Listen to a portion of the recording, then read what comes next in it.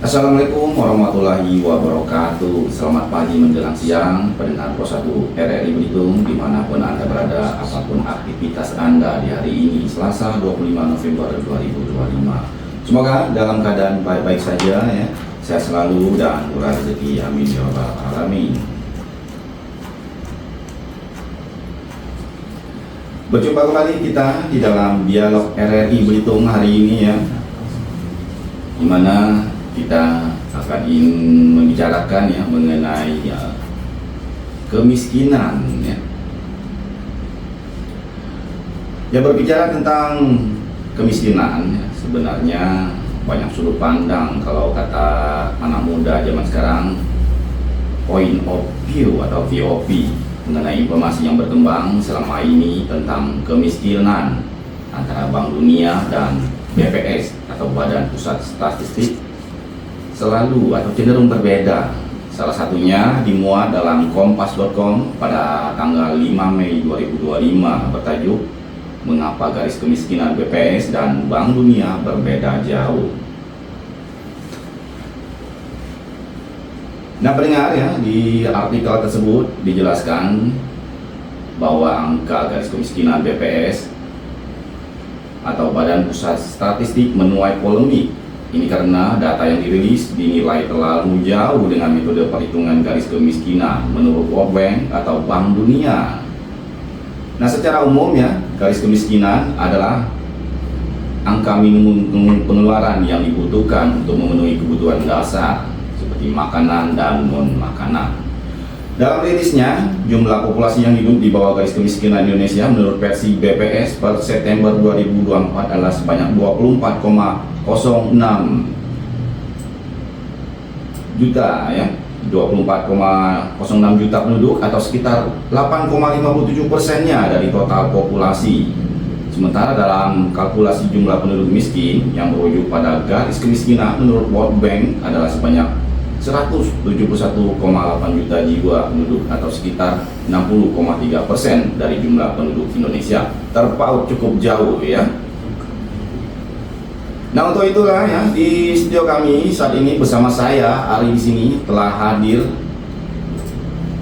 narasumber kita ya dari Badan Pusat Statistik Belitung. Ada Ibu Baik Kurniati SST MNK selaku Kepala BPS Kabupaten Belitung. Selamat pagi Ibu. Selamat pagi Bang Ari, dan selamat pagi juga untuk pendengar setia ya acara di Pro 1 RRI Belitung. Acara bincang pagi ya Bang Ari. Iya, terima kasih. Bagaimana kabarnya Bu? Sehat? Alhamdulillah sehat, terima kasih juga.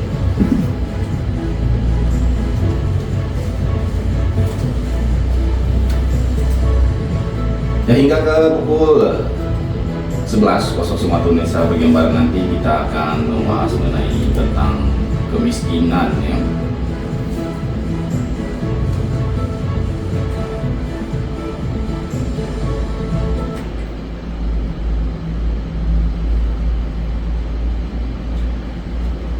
Dan nanti juga kami akan menerima kesempatan ya bagi para pendengar yang ingin bertanya ya melalui nomor WhatsApp studio kami di 0813 6725 5502. Ya, baiklah pendengar, sebagai pembukaan pertama pertanyaan kita ya, saya akan bertanya kepada Ibu Kurniawati ya, atau lengkapnya Ibu Baik Kurniawati. Ibu, kalau menurut BPS itu ya, konsep kemiskinan itu seperti apa itu dia? Kali mungkin berbeda-beda ya. Apalagi mungkin terhadap Bank Dunia tadi konsepnya lain. Nah, kalau BPS juga barangkali ada konsep sendiri atau lembaga lain juga mungkin ada Ibu ya. Nah, kalau dari BPS sendiri kemiskinan itu seperti apa Ibu? Baik Bang Ari, terima kasih atas pertanyaannya. Namun sebelum saya menjawab ke konsep kemiskinan yang dihitung oleh BPS ya, saya ingin bercerita sedikit tadi terkait kontroversi antara kemiskinan menurut Bank Dunia dengan kemiskinan menurut BPS gitu ya. Memang istilahnya yang kenapa dia berbeda karena metode yang digunakan juga beda ya. Karena Bank Dunia itu kan dia menghitung kemiskinan itu tujuannya adalah agar bisa dibandingkan antar negara. Jadi mereka itu pakai pendekatannya paritas daya beli gitu ya. Jadi dengan mengacu pada perkembangan ekonomi di masing-masing negara. Nah, kebetulan untuk negara kita di tahun 2025 ini sudah masuk di kategori menengah ke atas gitu. Walaupun perlu diingat menengah ke atasnya Indonesia sekarang itu baru di paling bawah gitu ya bahasanya, di rentang menengah atas yang ditentukan gitu ya, masih di bawah. Jadi kita memang masuk di standar menengah ke atas kalau di Bank Dunia. Jadi itu yang membuat kenapa beda jauh. Kalau dari Bank Dunia kan tadi sekitar $6 gitu ya untuk penghitungan kemiskinan di 2025. Nah, tapi yang ingin saya sampaikan ke rekan-rekan penyiar setia, pendengar setia gitu ya, bahwa Bank Dunia ini punya standar sendiri gitu, yang tadi saya bilang paritas daya beli yang mengacu ke pendapatan per kapita suatu negara, dan negara kita masuk di kategori menengah ke atas. Dan kita juga satu kelompok ternyata dengan Malaysia gitu ya. Satu kelompok dengan Malaysia, yaitu di kelompok menengah ke atas. Padahal kita baru di angkanya kita gitu ya, di angka $4.870 per kapita. Sedangkan Malaysia itu sudah di 11.780 karena rentangnya sampai di rentang 13.000 gitu. Dan berarti kita ada di batas bawah gitu ya. Batas bawah. Nah, batas bawah kalau dipersentasekan memang nanti akan kelihatannya besar sekali penduduk miskin kita. Itu padahal kita berada di rentang yang sama dengan Malaysia dan kita pakai pendekatan dolarnya juga sama gitu ya. Yaitu di angka 6 tadi ya, untuk 8,3 US dollar per hari gitu. Itu yang membuat kita jadi tinggi sekali gitu penduduk miskin menurut versi Bank Dunia.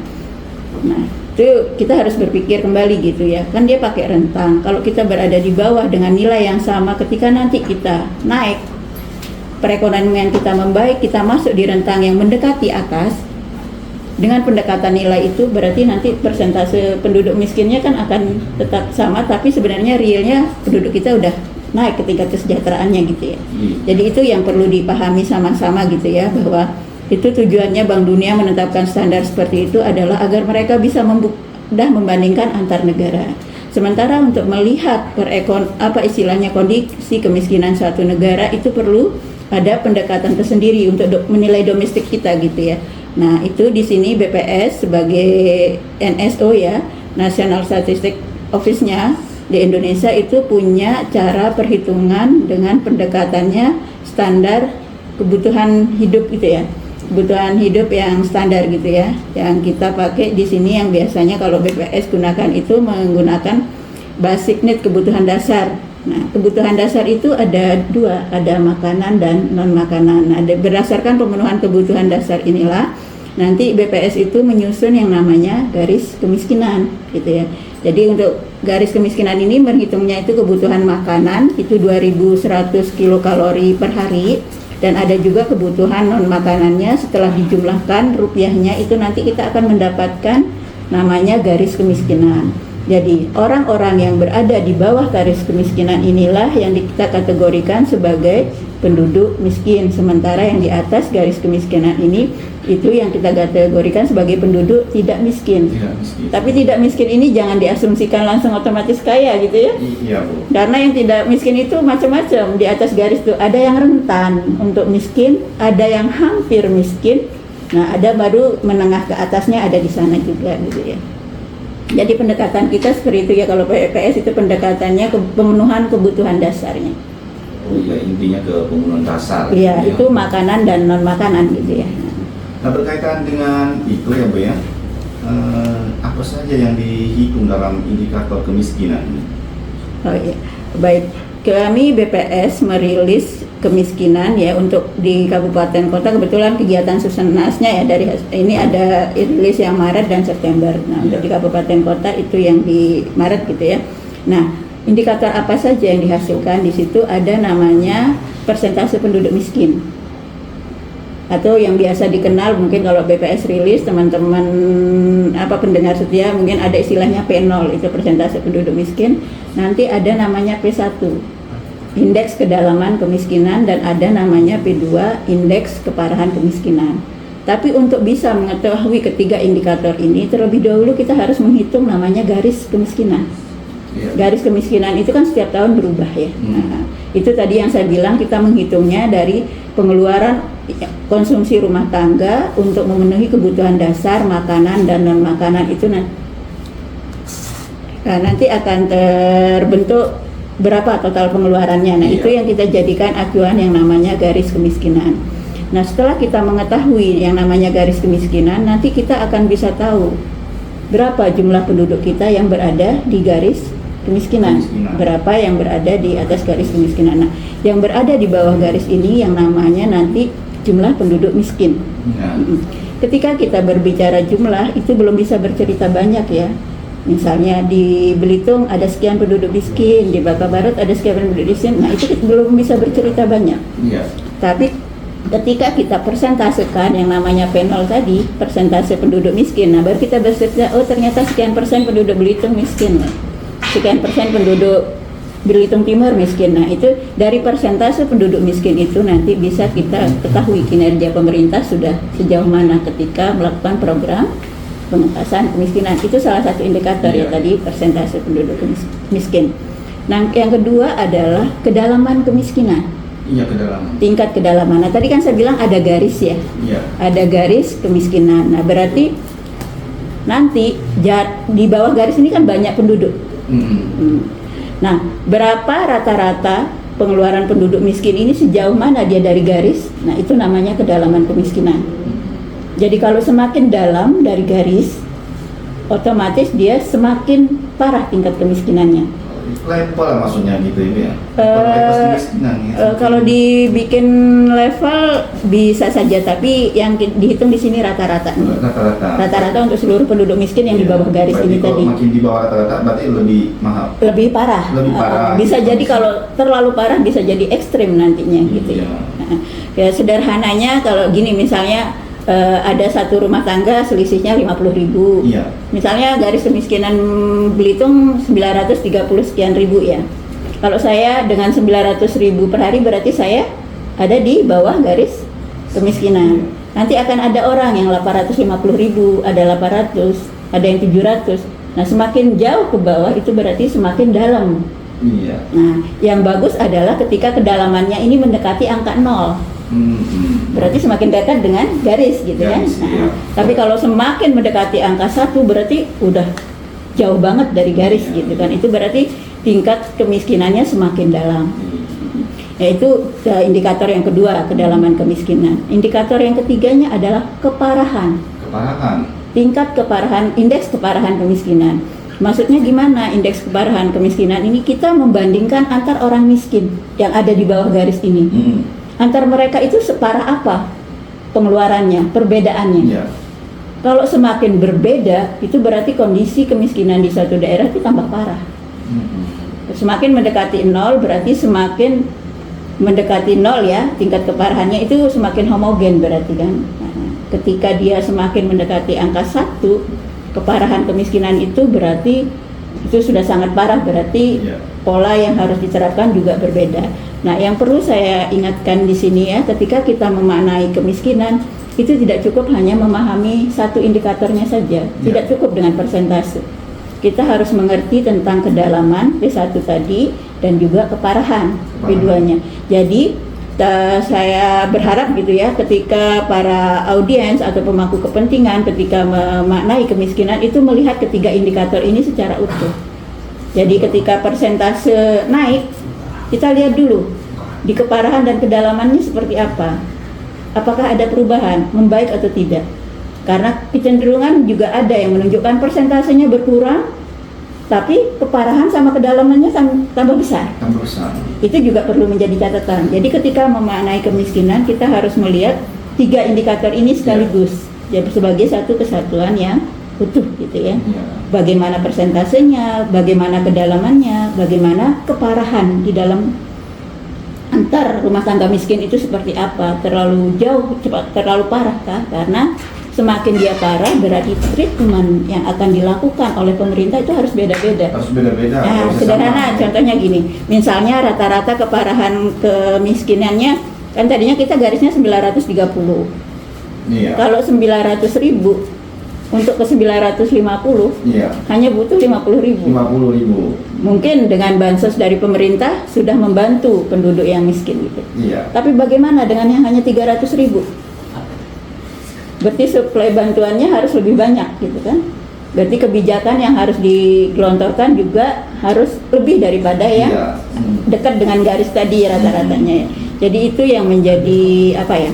Harus bisa dimaknai bersama ketika kita berbicara tentang indikator kemiskinan gitu. Iya Ibu. Terima kasih banyak sekali penjelasannya Ibu ya. Iya. Lengkap Ibu, detail ini Ibu ya. Jadi tidaknya ada 3 indikator Bu ya. Iya. Iya Ibu, sebelum nanti saya penasaran nih cara dapetin datanya itu bagaimana Ibu ya. Namun jangan dijawab dulu ya Bu ya. Kita jeda sejenak Bu ya, istirahat. Kita dengarkan yang berikut ini terlebih dahulu. Selamat pagi pendengar Pro1 RRI Belitung, masih ditemani oleh Ari di sini dari dalam dialog RRI Belitung. Kali ini kita kedatangan narasumber spesial dari BPS atau Badan Pusat Statistik Belitung ya. Ada Ibu Baik Kurniati, SST MAK, selaku Kepala BPS Kabupaten Belitung.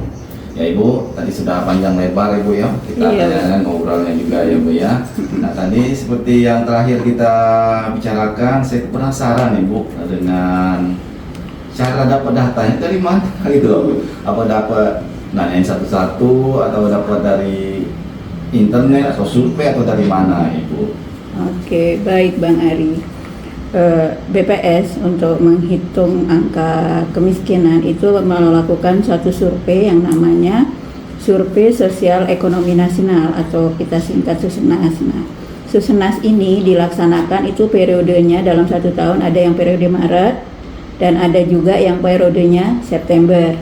Nah, periode yang bisa untuk menghitung angka kemiskinan sampai level kabupaten kota itu adalah periode Susenas Maret.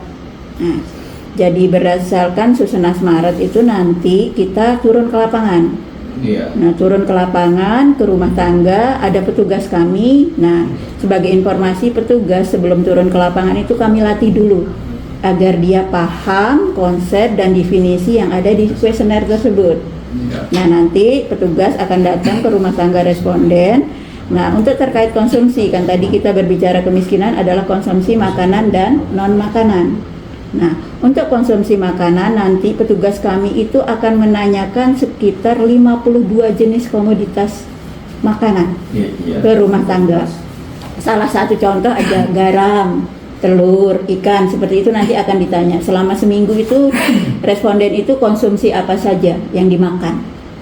Yang ditanya bukan satu orang, tapi kita berbicara rumah tangga. Rumah tangga. Jadi yang diwawancara adalah konsumsi rumah tangga itu selama 1 minggu. Ada juga yang kita back juga ada yang sebulan gitu ya. Nah, itu untuk konsumsi makanan. Non makanannya juga ada. Itu ada sekitar 51 komoditas untuk di daerah perkotaan ya, yang akan diwawancara nanti ke Iya, responden. Dan untuk di pedesaan itu sekitar 47 komoditas. Jadi kami mengumpulkan konsumsi makanan dan non makanan dari rumah tangga itu menggunakan Survei Sosial Ekonomi Nasional atau Susenas gitu. Iya Ibu ya. Nah Ibu, kira-kira itu korespondennya Bu, istilahnya Bu itu ya? Iya, kita mendatangi rumah tangga. Iya. Nah, rumah tangga ini kami sebut namanya responden. Responden. Jumlahnya berapa Bu kira-kira Bu?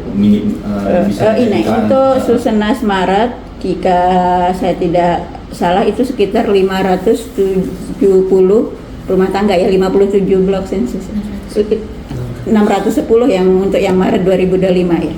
Berarti ada 61 blok sensus. 61 Berarti 61 blok sensus itu diwakili oleh 10 rumah tangga. 10 rumah tangga. Tapi sebelum kami memilih 10, kami itu melakukan namanya yang updating rumah tangga yang ada di blok tersebut atau di Iya. SL tersebut. Jadi kita data di satu wilayah ini ada berapa orang yang tinggal. ada berapa rumah tangga yang tinggal, kita kelilingin semua sampai habis, tidak ada yang terlewat. Nah, dari rumah tangga itu nanti akan dipilih 10 sebagai sampel. Nah, kebetulan kalau 61 blok sensus berarti ada 610 rumah tangga sampel Susenas Maret 2025 untuk Kabupaten Belitung. Nah, Ibu, selanjutnya ini Bu ya. Nah, kita balik lagi ke poin 2 tadi Bu ya. Iya, balik sedikit nggak apa-apa ya. Boleh, boleh. Nah, tadi dikatakan indikator kemiskinan ya Bu ya. Betul. Nah, bagaimana hasilnya atau perkembangan 2024 sampai dengan 2025 yang khususnya untuk kita di sini Kabupaten Belitung gitu. Baik. Berdasarkan hasil, kalau kita berbicara angka kemiskinan 2024 berarti itu nanti hasil Susenas Maret 2024. Kalau kita berbicara kemiskinan 2025 untuk kabupaten kota berarti itu hasil Susenas Maret 2025. Jadi itu yang harus kita pahami dulu, bahwa surveinya ini adalah hasil survei di bulan Maret pada tahun bersangkutan ya. Kalau kita berbicara 2025 berarti bulan Maret tahun 2025. Nah, untuk hasil Susenas Maret 2025 untuk di Bangka Belitung ya, seprovinsi Kepulauan Bangka Belitung itu angka kemiskinannya mengalami peningkatan. Peningkatan ya? Seprovinsi Kepulauan Bangka Belitung. Iya. Kita seprovinsi Bangka Belitung hasil Susenas Maret 2025 jika kita bandingkan dengan tahun sebelumnya 2024 itu jumlah penduduk miskin kita mengalami peningkatan. Nah, kalau di Belitung itu ya, kita lihat dulu dari garis kemiskinan sebelum saya bicara jumlah ya. Iya. Garis kemiskinan kita Belitung 2024 itu Rp919.372. Iya. Meningkat menjadi Rp937.759 di Maret 2025. Kenapa terjadi peningkatan? Kan itu jadi pertanyaan menarik gitu ya. Nah, yang namanya harga-harga itu biasanya mengalami inflasi. Jadi garis kemiskinan kita, barang-barang yang dikonsumsi oleh masyarakat kita di bulan Maret baik yang makanan maupun non makanan itu mengalami pergerakan harga. Jadi sehingga garis kemiskinan kita di 2025 itu mengalami peningkatan gitu ya, sekitar 18 ribuan gitu. 18 ribu meningkat ya. Untuk itu dari sisi garis kemiskinannya. Nah, dari jumlah penduduk miskinnya itu kita mengalami peningkatan gitu ya, dari 11,97 ribu menjadi 12,76 ribu. Nah, ya, di kondisi di Belitung ya. Itu jumlah penduduk miskinnya gitu. Nah, sekarang persentasenya gitu ya, kita persentase penduduk miskin di Belitung gitu ya, itu ada 6,44% secara total penduduk. Itu meningkat dari tahun sebelumnya itu 6,11. Tapi yang menjadi catatan adalah peningkatan persentase penduduk miskin di Kabupaten Belitung itu kategorinya yang terendah. Dia hanya meningkat sekitar 0,33 poin persen dibandingkan dengan kabupaten kota lain seprovinsi Kepulauan Bangka Belitung ya. Itu yang harus kita lihat, kita masuk kategori terendah ya Bu ya. Ya, kan tadi saya bilang sebabel 2025 semuanya mengalami peningkatan penduduk miskin, dan kita di Belitung meningkat 0,33 persen poin gitu ya. Itu hitungannya yang terendah. Ada juga tetangga kita yang segitu juga gitu ya, tapi kita masuk di tiga terendah. Nah, dengan angka 0,33 persen poin peningkatan gitu ya. Nah, tapi yang menjadi menarik adalah ketika kita melihat P1 dan P2. Tadi kan saya bilang P1 itu kedalaman, seberapa jauh kita dari garis kemiskinan, rata-rata penduduk kita, sama seberapa parah tingkat kemiskinan di dalam penduduk miskin itu. Ternyata kita itu adalah yang terkecil hitungannya di Bangka Belitung. Ini terjadi penurunannya dibanding kita, terjadi penurunan dari sisi kedalaman kemiskinan. Kita di 2024 itu 0,96, di 2025 kita 0,63. Itu satunya ya. Terus P2 nya 0,24 menjadi 0,11. Kita turun semua ya. Kedalamannya turun, keparahannya turun, dan itu yang menurut saya bagus ya. Apalagi kalau kita bandingkan dengan tetangga sebelah kita, dia persentase penduduk miskinnya naik, kedalamannya turun, tapi keparahannya meningkat. Nah, Keparahan ini. iya, keparahannya meningkat gitu ya. Dari saya bandingin ini ya, pendekatan sederhana, saya nggak ingin ambil contoh jauh-jauh dengan tetangga sebelah aja. Dengan Belitung Timur, tadinya keparahannya 0,15 Iya. di 2024. Di 2025 menjadi 0,35. Oh, 35. Ya, Mbak? Udah persentase meningkat, tingkat keparahannya juga meningkat. Dan alhamdulillah kalau Belitung persentasenya memang naik penduduk miskinnya, tapi kedalamannya turun, keparahannya juga turun gitu. Iya, Ibu ya. Nah, Ibu ya, selanjutnya, apakah ada keterkaitan Bu ya antara indikator lainnya, ini seperti indikator perekonomian dan pendidikan atau apa itu Bu? Oke, baik, kalau kita bertanya kemiskinan ini ada kaitan nggak dengan indikator lain? Pastinya ada, karena kemiskinan itu kalau kita lihat dia adalah indikator dampak. Bisa juga dia kita lihat sebagai indikator proses. Jadi kedua jenis indikator ini untuk kemiskinan terpenuhi. Indikator dampak dan indikator proses kalau di kemiskinan itu dia masuk. Jadi dia ada orang menjadi miskin itu dampak dari sesuatu, atau bisa juga karena proses sesuatu dia juga menjadi miskin, seperti itu ya maksudnya ya. Jadi pastinya akan berkaitan. Sederhana gini, kalau orang miskin kan itu kita tadi berbicara tentang pengeluaran untuk memenuhi kebutuhan dasar gitu ya. Iya. Kan berarti ada rupiah yang dibutuhkan. Nah, berarti ketika berbicara rupiah berarti kita berbicara penghasilan. Penghasilan berarti ekonomi, pendapatan dari rumah tangga. Berarti dari sangat berkaitan sekali dengan kondisi perekonomian. Untuk menghasilkan pendapatan berarti dia harus bekerja. Berarti itu kita melihat ada sektor lapangan pekerja yang harus tersedia untuk penduduk miskin. Itu kan larinya ya ke pekerjaan kan, untuk memperoleh pendapatan. Kita bisa bersaing untuk memperoleh pekerjaan itu kan butuh skill. Butuh keahlian, butuh pendidikan. Nah, berkaitan lagi berarti dengan sektor pendidikan.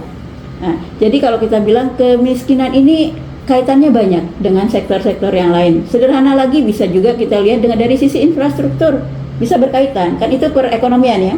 Ketika pemerintah memberikan akses pembangunan infrastruktur untuk memudahkan masyarakat memperoleh layanan, baik itu kesehatan, pendidikan, maupun perekonomian untuk membeli barang gitu ya, itu juga akan berpengaruh nanti ke rupiah yang akan dikeluarkan. Kalau semakin mudah diakses, rupiahnya lebih murah daripada yang sulit diakses kan gitu ya. Ya, berarti di sana banyak sekali hal yang berkaitan dengan perekonomian. Jadi kemiskinan itu sangat erat ya, tapi dia sistemnya timbal balik. Istilahnya ketika pendidikan rumah tangga miskin bisa kita angkat, harapannya anggota dari rumah tangga yang miskin ini nanti bisa akan mengakses pekerjaan kan gitu. Kalau bisa mengakses pekerjaan berarti dia bisa menghasilkan pendapatan yang bisa membantu dia keluar dari garis kemiskinan. Tapi kalau dia tidak punya pendidikan, dia tidak bisa bersaing. Nah, itu akan memperparah kondisi kemiskinan di rumah tangga tersebut kan gitu. Iya, jadi saling keterkaitan juga. Iya, saling berkaitan. Kalau kita bilang ya ada keterikatan, jadi mengentaskan kemiskinan nggak bisa dengan satu action dari satu, misalnya pemerintah hanya dengan istilahnya dinas ini saja yang menangani, itu nggak bisa. Ya. Seperti kalau sederhana gini ya, kalau orang miskin itu kan tadi kita bilang dari pengeluaran ya, yang bisa kita bantu adalah gimana supaya orang miskin ini bisa dibantu untuk memenuhi kebutuhan dasar. Nah, itu mungkin dinas sosial dengan berbagai program perlindungan sosial bisa masuk. Bisa masuk. Meringankan pengeluaran. Nah, itu kita berbicara meringankan pengeluaran. Tapi meringankan pengeluaran itu bukan solusi jangka panjang. Hanya untuk saat itu. Iya, misalnya penduduk miskin yang 700.000 saya kasih uang 200.000 biar dia bisa memenuhi kebutuhan dasar kan gitu. Iya, jadi nggak menyembuhkan penyakit sebenarnya. Betul. Hanya menahan rasa. Iya, itu yang kita bilang istilahnya membantu meringankan beban. Itu program dari dinas sosial, Kementerian Sosial di program perlindungan sosial masuk. Karena memang penduduk miskin ada yang perlu dibantu untuk bisa bertahan untuk memenuhi kebutuhan dasar. Tapi yang paling penting adalah bagaimana caranya supaya penduduk miskin ini bisa memperoleh pendapatan lebih. Ya, berarti kalau sederhananya kalau tadi kita kasih ikan, sekarang kita kasih kail gitu, Pak. Kalau sudah kenyang bisa ke laut cari ikan, bisa dapat duit buat beli makan kan gitu. Jadi yang tantangannya adalah bagaimana supaya rumah tangga miskin ini bisa meningkatkan penghasilan. Itu berarti kan butuh pekerjaan. Iya. Berarti lapangan usaha larinya. Bagaimana pemerintah menyediakan lapangan kerja? Ini yang bertanggung jawab siapa? Banyak kan? Banyak yang akan bertanggung jawab di situ gitu. Jadi tidak hanya satu dinas atau kementerian lembaga yang berperan di situ. Iya. Nah, untuk bisa bersaing kerja butuh pendidikan kan gitu lagi ya. Berarti dinas pendidikan masuk di sana untuk sekolah gitulah. Jadi semuanya berkaitan. Iya, berarti kalau menyangkut pendidikan nggak bisa instan loh ya. Betul, Butuh tidak proses, betul butuh proses, tapi setidaknya gini. Iya. Apa yang dilakukan pemerintah itu sudah menurut saya bagus ya, karena orang miskin yang lapar butuh makan. Iya. Tapi setelah beri dia makan, Iya. kita harus bisa memberikan dia ruang untuk bisa mencari pekerjaan agar bisa dapat penghasilan kan gitu ya. Jadi memang butuh proses, nggak bisa balik telapak tangan sih ya. Ketika mau nyari kerjaan saingannya juga banyak kan. Iya. Nah itu butuh peningkatan skill ya atau pendidikan dari rumah tangga miskin tadi. Nah, penyebab kenaikan indikator kemiskinan di Kabupaten Belitung ini aja khususnya Bu. Iya. Apa itu Bu? Oh iya. Kenaikannya. Kalau kita lihat ya, memang kan tadi saya bilang nggak hanya Belitung kan, kita sebabel itu mengalami peningkatan jumlah penduduk miskin secara persentasenya ya. Walaupun kita ada prestasi di penurunan kedalaman maupun keparahannya. Tapi yang menyebabkannya adalah sederhananya gini. Di 2024 perekonomian bubble itu sempat mengalami gejolak yang mungkin ramai di media-media dibahas, penurunan daya beli masyarakat di 2024 kan. Iya, iya. Mulai terasa di mana waktu itu ada pengetatan di tata kelola timah ya, yang mungkin kasus timah yang sempat marak di pertengahan 2024, malah sampai sekarang kan masih tanda kutip ya, masih berproses gitu ya. Nah itu ternyata membuat pertumbuhan ekonomi Bangka Belitung itu hanya 0, yang tadinya di atas 4.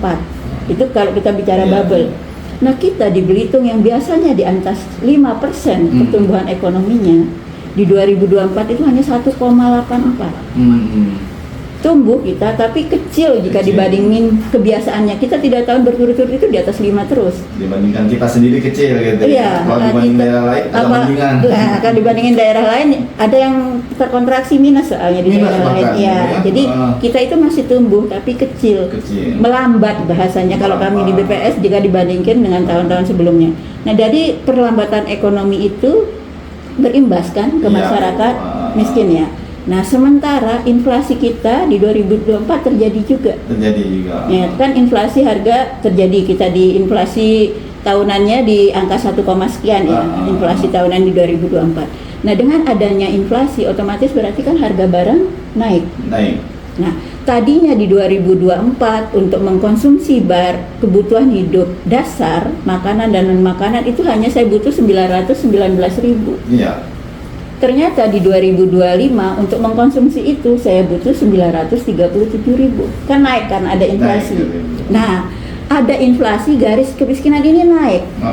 Sementara tadi kan kita berbicara ekonomi kita sedang melambat.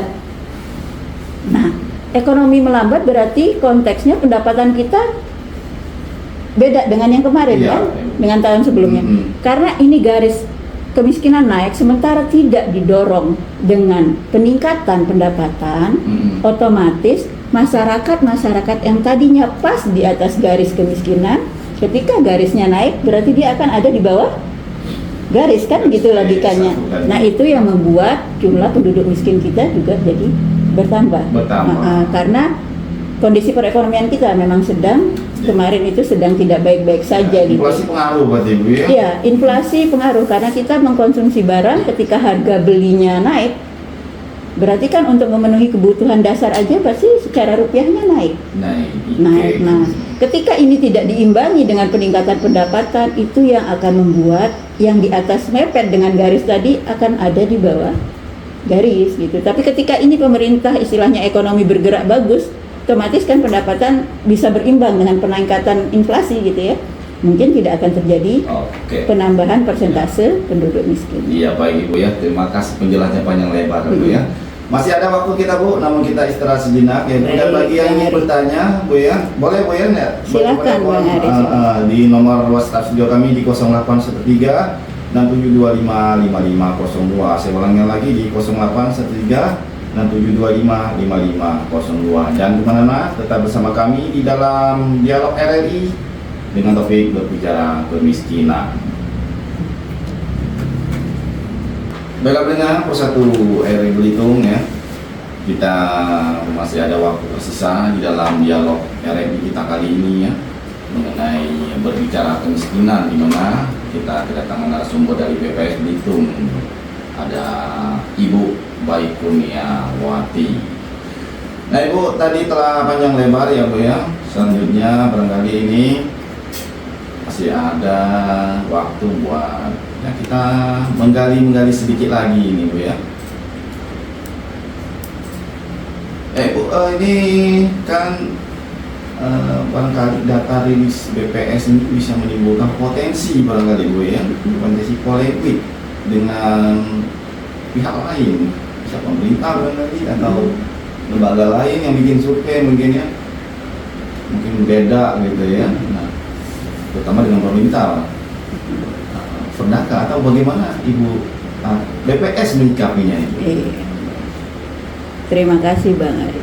Kalau ditanya apakah nanti data rilis BPS itu akan bisa menuai polemik, tentunya nggak usah jauh-jauh ya.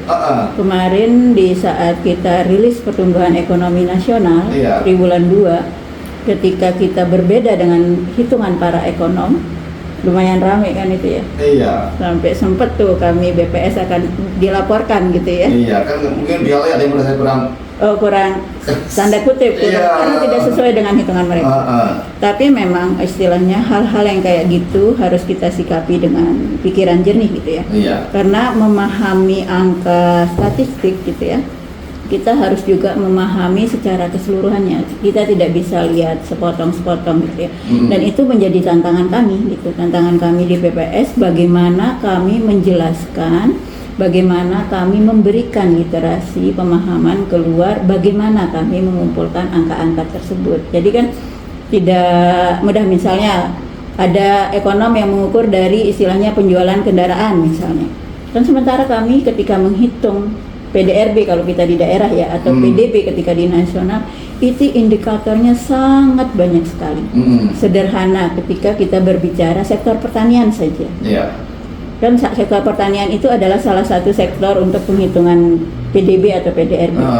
Di dalamnya pertanian itu kan banyak kan, ada pangan, ada horti, ada macam-macam gitu ya. Nah saya berbicara pangan aja, pangan ini nanti kan ada padi, palawija dan lain-lain. Saya berbicara aja sekarang sederhananya beras. Ketika kami akan menghitung produksi beras, itu proses yang kami dilakukan di BPS itu sangat panjang sekali. Dari pemetaan plot wilayah sampai yang lahir ya. Istilahnya kalau kami di kabupaten kota itu ada namanya pendataan KSA. Jadi kita mensurvei itu dari tumbuh kembang padi, dari awal tanam sampai proses, sampai nanti panen, sampai digiling, kami hitung konversinya menjadi beras itu hanya untuk satu komoditas beras. Padahal yang kita hitung itu ribuan jenisnya.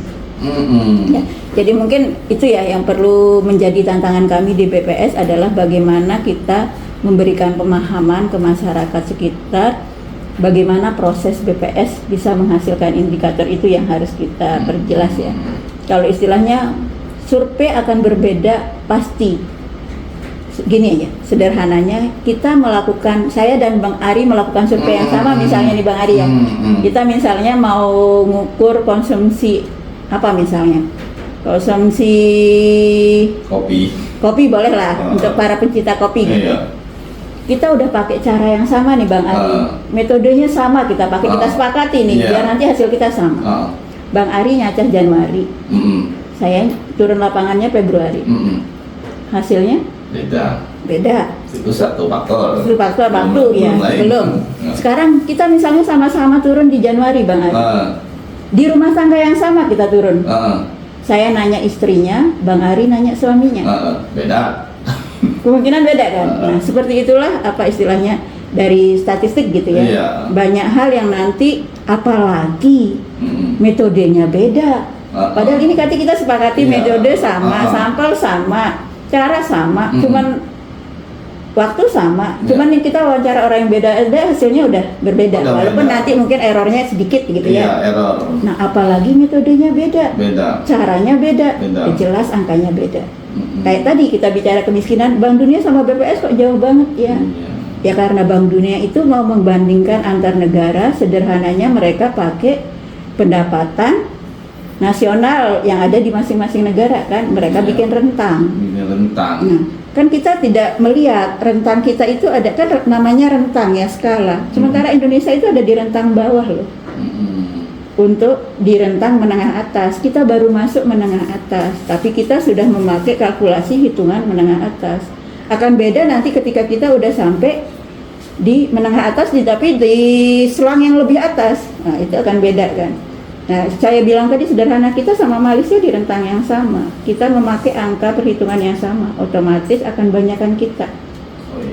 daripada di Malaysia karena mereka udah belasan ribu dolar per kapita per hari. Nah. Kita masih belum nyampe 5.000, masih 4.600 dolar per kapita. Per kapita. Iya, itu aja sederhananya. Jadi, nah untuk level internasional mau diterapkan di domestik nggak bisa. Nggak tepat. Jadi kita perlu yang untuk domestik kita. Nah itu kenapa BPS pakai pendekatan. Nah yang perlu saya informasikan adalah pendekatan yang dilakukan BPS seluruh survei itu udah berstandar internasional.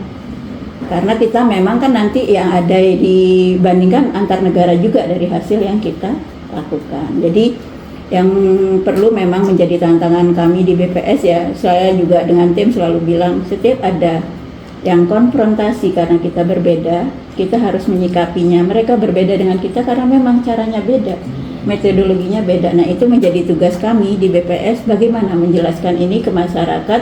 Oh ternyata sudut pandang yang dipakai BPS seperti ini. Butuh ngobrol sebenarnya. Benar sekali. Oke, Nah itu baik. kayaknya hari ini Iya. sebagai salah satu solusi Iya, ngobrol itu tadi ya. Bu, singkat saja ini pertanyaan dari ini satu pertanyaan Bu ya. Iya baik. Ini ada dari Ibu Ani ini Bu ya, dari Aisaga, katanya simpelnya begini Bu ya. Faktor paling dominan katanya yang bikin kemiskinan di Belitung ini belum turun. Nah, Bu.